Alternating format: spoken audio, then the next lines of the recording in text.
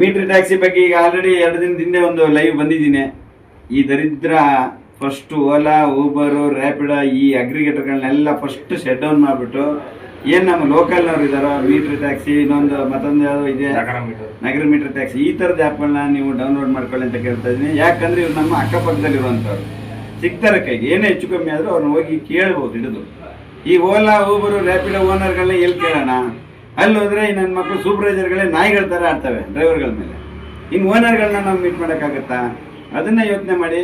First ಈ ದರಿದ್ರ ಆ್ಯಪ್ಗಳನ್ನ uninstall ಮಾಡಿಬಿಟ್ಟು ಲೋಕಲ್ ಆ್ಯಪ್ಗಳನ್ನ ಬೆಳೆಸೋದ್ರ ಕಡೆ ಗಮನ ಹರಿಸಿ ಅಂತ ಎಲ್ಲರೂ ಚಾಲಕರನ್ನ ನಾನು ಈ ಟೈಮಲ್ಲಿ ಕೇಳ್ಕೊಳ್ತಾ ಇದ್ದೀನಿ. ಅನ್ಯ ರಾಜ್ಯ ಚಾಲಕರು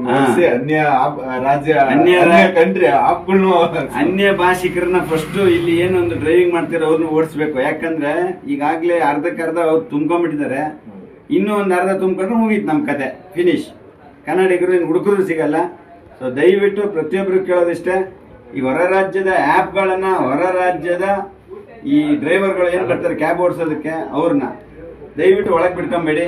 ಇಲ್ಲಿ ಏನಿಲ್ಲ, ಸ್ವಲ್ಪ ಕನ್ನಡಿಗರನ್ನ ಉಳಿಸೋದ್ರ ಕಡೆ ಗಮನವನ್ನು ಹರಿಸಿ ಅಂತ ಕೇಳ್ಕೊಳ್ತಾ ಇದ್ದೀನಿ. ಧನ್ಯವಾದ.